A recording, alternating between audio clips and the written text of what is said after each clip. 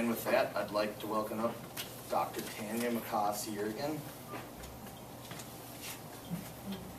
And she's going to give the best speech you're ever going to hear.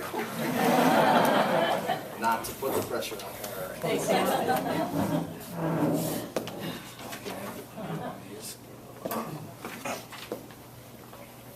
Sam's my nephew, but clearly he's not the most honest person in the world.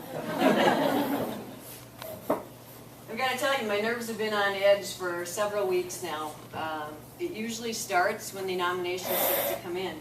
Every year I'm tempted to stop the scholarship because it's personally extremely difficult for me to do this. When the applications begin to come in, as we read through them, I reminisce in my mind of my son. There's so many of the things that are in your nominations strike a chord with my heart.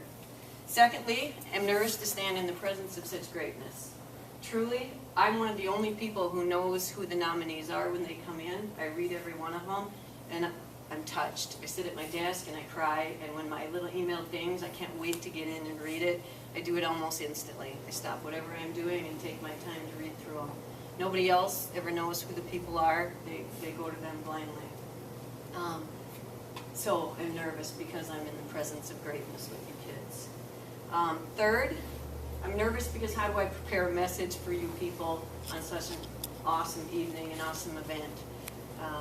It's difficult because you've already heard from so many people that you guys are amazing and awesome and kind, and what could I say that could impact you and leave you thinking differently or wanting to just explode with kindness in your life. So the pressure's on. And to top it all off, I am a modern day recluse. I have one of the most rare jobs that the state of Minnesota offers, and they let me work from home. So I leave 2 weekends a month to teach for SMSU in Marshall. Other than that, I don't leave the house, and I'm perfectly happy with it. I like it that way. So you have asked a recluse who does not think she's very good at public speaking, and when I say you, I mean the committee, who I try to get out of this every year. You've asked me to come up here and talk to all these great people. It should have been an indicator when I picked a career of public speaking and traveling, and I'm not good at it and I don't like it. It should tell you probably not the brightest person standing up here tonight. But seriously, they give me the charge, which I do seriously try to pass off to someone else every year, because they want people to truly understand this scholarship, and they feel to understand it, it has to come from me to share the impetus and the beginnings of it. And it's just quite simple. When I lost Clint, it was early in the hours of losing him. I knew 3 things instantly. I don't know why I knew these 3 things. I don't know why these 3 things stood out in my mind. One I won't share with you tonight, but the other 2, one I knew nearly instantly that I would have to rise from the ashes of despair after losing my son to live a good life that he would be proud of and that my other kids would be proud of. And 2, I knew we'd start a scholarship. I knew that we had to honor him in a way that would put a spotlight on his kindness, and that would be his legacy left behind in this world, because he was a remarkably kind person. And he'd get a kick out of that right there. So you're probably panicking. He would have loved it. So tonight we gather to honor the recipients of a kindness scholarship. Not just any scholarship, but to me it's super special because it's the Clint McCoss Kindness Scholarship. It's named after my oldest son. You might not realize it, but a kindness scholarship is one of the rarest in the nation. People like to give scholarships for almost everything, for academic, success. They give scholarships for sports success. They give scholarships if you're white. They give scholarships if you're black. You give scholarships if you're any color in between. They give scholarships if you're poor. They give scholarships if you're rich. I will tell you tonight there's probably less than 5 kindness scholarships in the nation, and I'm being generous when I say that. We give a kindness scholarship for many reasons, of which I'm going to talk about tonight. But the biggest reason is because it honors the way that Clint lived his life, and we want to, as Kevin said, put that spotlight on all of you who live the same. So, society pushes kids to be successful, right? You're seniors, you know all about this. You've been filling out college apps and everything else. And generally us adults, because some adults at some time told us that success comes from having the right college degrees, having the right career, or you make a lot of money, right? Everybody, that's what you hear? Okay. Well, I stand before you today as a woman who's had a great career. I've had a great career that's allowed me to meet people from all around the world. I'm a lifetime educator with all the perfect degrees that you're supposed to get, all the way up to a doctorate in education. And that's supposed to make me smart and successful. That's what society told me, just like it's told lots of you. Well, don't get me wrong, but you've been lied to. I was lied to. It's not true. That's not success. I'd also be lying if I said those things don't matter. Don't leave your trash in your college plans or anything like that. Parents will kill me. I'm an educator. I'd be a fraud if I told you that. I make a living out of sending people to college. So they're important. Education's important. A career is important. They absolutely are. The lie is that it equates. It equals success. That is not true. You don't need a college degree. You don't need a great career to be successful. You don't need those things. What you need to attain true success is what we're going to reveal to you and talk about tonight. So, although you guys have made it through what? Count kindergarten, 13 years of schooling, probably facing many more. Classes ranging from learning manners and your alphabet in kindergarten, and some of you all the way up to trigonometry, and maybe even some college classes your senior year, right? We got any kids who've taken college classes in here already? No? Okay. Well, I guarantee you've never had a class on one of the greatest indicators of success of all time. I'm willing to wage that probably none of your parents or grandparents in here have had a class on it either. It's the most valuable skill any humanitarian can have, and it's kindness. It's kindness. And we don't do you justice. Not in K-12, not in higher ed. Nobody talks about it, but we're going to talk about it tonight. So, even though you've never been formally taught a class on kindness, tonight you've come to school. And as high school graduates, I find it a complete honor to be your first professor who gets to give you your first college lecture. Not the kind of lecture that I got from my mom and dad growing up because I was naughty. It's a different kind of lecture. It's like a scholarly lecture. So, class is in session. I love learning. I've taken a lot of classes and I've taught a lot of classes. Probably more than the average person from a wider range of scholars from around the United States and abroad. With that said, I also have never had a class on kindness. Nobody's taught me about it. Never had a formal lecture on any kind of humanitarian effort. Not on generosity, none of it. Unless, now hold on a minute, unless you count some of those things in life, if I were looking, academia failed me. But there is something that us people who train and educate also look at as learning. Do I have any teachers in here? Teachers, I see them. Do I have any business trainers? There are people who work for business and train. I see a couple nods. Okay. Well, anybody who teaches or trains knows that there's another way that you can get information. And that information is by observing, watching people do things, right? And we in higher ed call that something fancy. We call it experiential learning or hands-on learning, okay? We watch people who are good at something or had a talent in something. The experts. Use that word lightly. We watch the experts, and that's how we acquire a skill, okay? Some of us are a lot better than that in that kind of learning than we are at book smarts. So, I was a student engaged in a laboratory of experiential learning when it came to kindness. I never had that class, but let me explain. I grew up surrounded by the kind and generous influence of those around me. I watched, I learned, okay? I was taught to be kind and generous with all that I had. I was told never to behave as though I was better than others. I was taught to make every day better for somebody else. I've lived by these lessons my entire life that my parents taught me, and I have faithfully taught them to my children and my nieces and nephews, anybody that with all the people I've ever met. And I've met a lot of people. Clint was and will always be the kindest and happiest and most humorous person that walks the face of this planet for me. Although he lived to be just shy of 16, he had a fuller life than most of them lived to be 100 years old. So yeah, Clint taught me about kindness. He unknowingly at the time was my teacher. Not just about basic kindness that comes from a handshake or a nod. Don't get me wrong, those things are important and they're great things. But he taught me about the kindness that comes from your heart. It's it's the kind that reflects the goodness of your very soul. It's deep inside. A kindness that God, I believe, bestows in everybody, every single person. But few people choose to tap, express, or share it. Few people do. When people fully tap that spot deep within them, they're a rare find. Those people that live that way and they do it every day. When and if you're blessed enough to cross the paths of one of those people, you're going to know it. Because they leave a sparkle on you.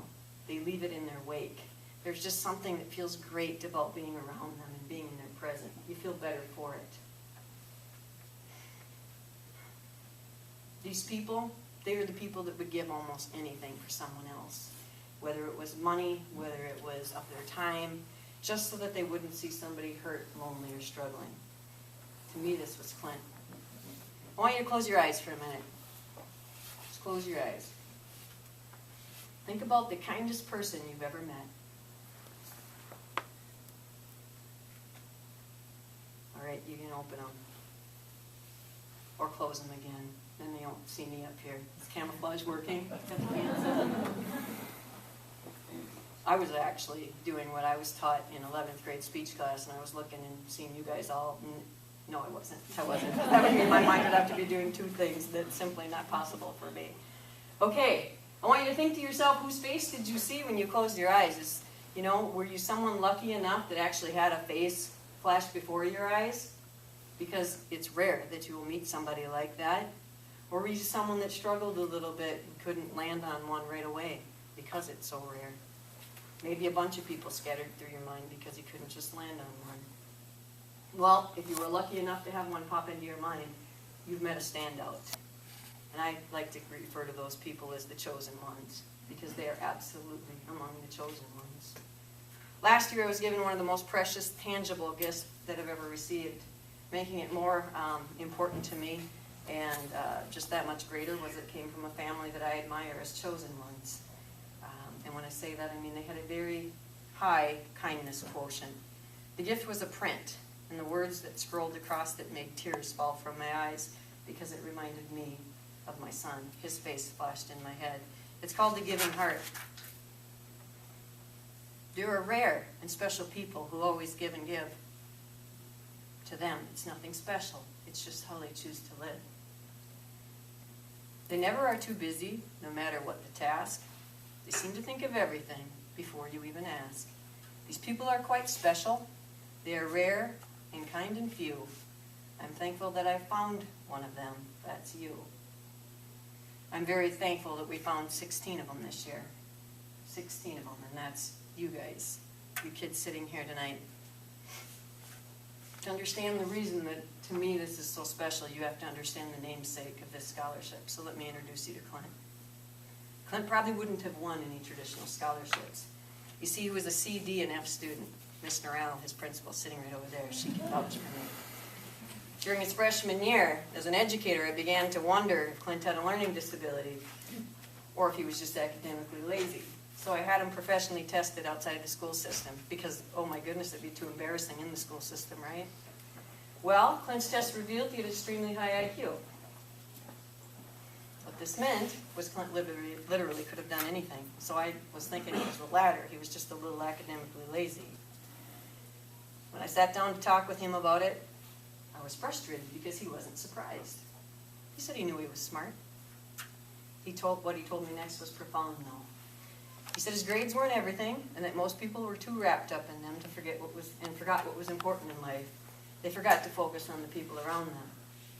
He assured me that he'd much rather spend his time making the day for other people, as he'd been taught, after all. He said he'd put his brains to work later when he attended college to be a teacher, and when he enlisted in the U.S. Army as an officer, and promised when his tour was done and he was home safe, he'd return to college to become a U.S. history teacher, earning his doctorate. Growing up, Clint and his siblings were always told to try to make someone's day better. I always knew Clint was a great kid, not a perfect kid, not by any means. We don't in any way say that with this scholarship. He had the days where the weight of the world bore on him, just like you and I. Another word we could use for Clint was mischievous. It's a very fitting description. So he wasn't a perfect kid, but he was a perfect friend to those who crossed his path. So you 16 sitting here today at a minimum, know that kindness is within you. And at some point, you chose to touch at least one other person with your heart of goodness. Now, that doesn't mean that you've reached what I call your kindness quotient. There's always room to improve. No matter where you are on the spectrum of kindness, push yourself to be kinder. Push yourself to be more generous. There's no limits to what you can do. Dig deep within your soul and let that generosity that God himself instilled in you beam and reflect like a beacon. You know, one of those beacons where ships are lost and they have to find their way home. Let it beam off of you. Be proud of it. Let it sparkle. Let people see it. I'm not going to lie to you. This task isn't easy. Life will tempt you to keep your resources for yourself. People will even tell you that. This hardened world will tell you only to be good to those who are good to you. Or the world will tell you to only be kind to those who are kind to you. Or, even more, they'll tell you to help those only who help you back. It will be a daily discussion with yourself to fight this weak thinking.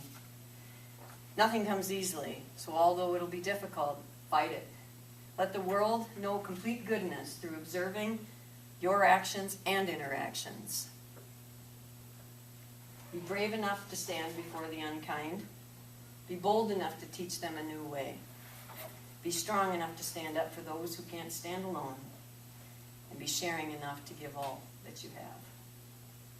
You are commissioned here today to use what you've been given. Don't take this award and place it silently on a shelf. I mean, they're beautiful. They'll sit somewhere where you look at them for a few years, and then they'll be put away.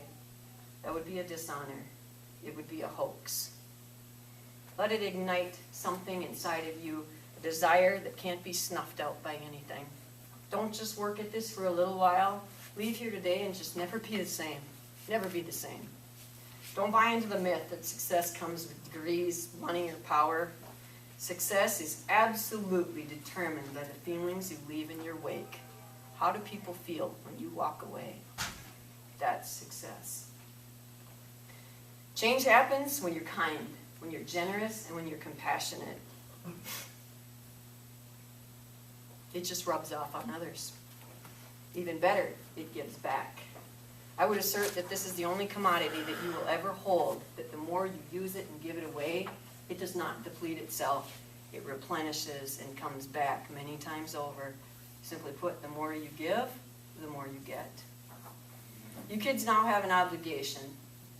Consider the torch passed to you. Consider a piece of Clint's spirit having rubbed off on your already generous hearts. As you grow, life's going to get busier. It happens. In no time, you're going to look back and you're going to wonder where these years have gone. Heck, I wake up in the morning and I think I'm 18, and then the bones and the hips tell me something different.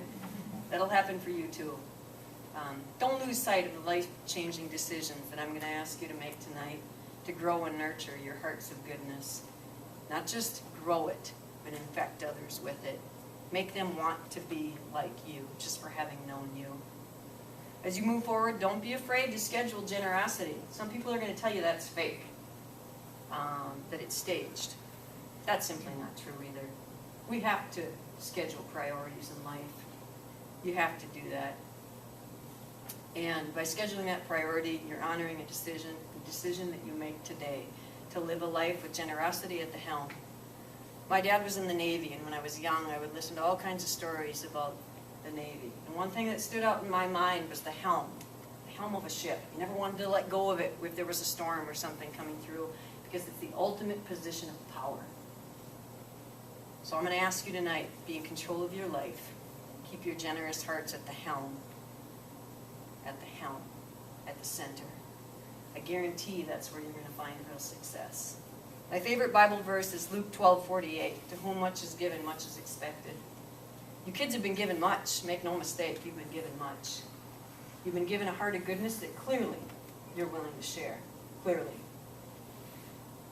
I want you to remember that. And I want you to remember you're expected to share it. You're not given a gift as great as what you have inside of you without the expectation that it should be shared. So, never forget from this day forward, whatever you're blessed with, pass it on and let it rub off. Just like a horse rubbing up against a fence. A little bit of furry hair gets left behind, rub it off. Rub it off on them. So no, Clint probably would never have won any academic scholarship, but his character and the way he lived defined the requirements of the scholarship that you 16 are receiving tonight. I'm thrilled beyond words to be able to honor you guys in front of your parents. For me, never again should another child go unrecognized until it's too late. Be proud of your kids, guys. You raised good kids. I know our committee is proud, and our committee was brought to tears many times. I know I was, by their hearts of just pure goodness. One of Clint's favorite sayings was, "I love you infinitely." Think about that. It means no end. There's nothing greater than infinity. Many of us remember Clint simply with the use of the infinity symbol, sideways 8. It has come to stand for so much more. From the first time as a very young boy, when I was snuggled up into his bed and he was about 6 years old, and he looked at me with those sharp blue eyes, those eyes you see in that picture, and he said, "I love you infinitely, Mommy." To several years later, when he had a math lesson, I believe from Mr. Herneman, when he figured out if you square something, it's even more. "I love you infinitely squared, Mom." Because it always had to be bigger than what I could come back with. To the day that him and Tim sat on the back porch, and that 10-year-old boy asked him to make a promise, and Tim asked if he could marry me. He said, "Only if you love my mom infinitely." To the custom-made wedding bands that Tim brought home with an infinity sign laid in diamonds. To the front yard of my lawn with an infinity sign where Clint passed away laid in cobblestone. To the bodies of friends and family with the infinity sign tattooed as a reminder of a friendship and kindness that had no end. To the ring I wear in my finger that was his confirmation ring, an infinity sign that God would infinitely be with him. To many of the gifts you'll receive today, infinity sign everywhere. All a reminder that infinity sign has become the logo, the trademark of this scholarship, and of Clint's life, really. Let it remind you of what you're being honored for today. I don't care where you are. You ever see that infinity sign? I don't care if it's on an infinity car. Wherever you see it, I want you to stop in your tracks. And I want you to think about this night and every moment that you do something kind and generous, because you are infinitely, endlessly, no end, infinitely changing lives forever by what you do. That's success, kids. You're already more successful than half the people in this town. So, I'm careful beyond words when it comes to Clint, because I don't have anything left but his legacy. I'm a control freak when it comes to this scholarship and who gets them. You are in good company, kids. You are in good company. So more than anything, he would have wanted us to continue his legacy of kindness. So it is without reservation at all. But I thank you for being here. I thank your parents. I thank your grandparents for raising such great kids. And I welcome you into an elite group of recipients that have preceded you. So I'm going to ask you to make the most important choice, in my eyes, that you're ever going to make. Make a choice to dedicate your life to kindness internally. Be kind to yourself. The world will beat you up bad enough. You don't need to do it. And externally, be kind to everybody, even when they don't deserve it. Because when you do, those are the people with the purest souls. The people that can stand and do that. And that's you 16. I know it is. Those who make this choice become a gift to all of mankind. Make no mistake, you are a gift to every single one of us because you keep us going. So, if ever a day comes when somebody's asked to close their eyes and think of the kindest person they've ever met, it's your face that flashes in their mind. Your face. You are the ones people look up to. You are the ones who make the changes that other people can't make. You are the ones who will change this world one interaction at a time. Earlier, I referred to these people as the chosen ones. The chosen ones. God, that's kind of cocky. Chosen by whom? This is the best of all, guys. The choice is absolutely yours. You 16, you adults in this room who want to make a change, you make this choice. And the cool thing is, once you make it, it's yours. Nobody can take it away from you. Nobody. You'll be determined by that choice you make tonight whether you're just kind tonight, walk away with this award, maybe get your picture in the paper, or if it's just simply you. Choose well, my friends.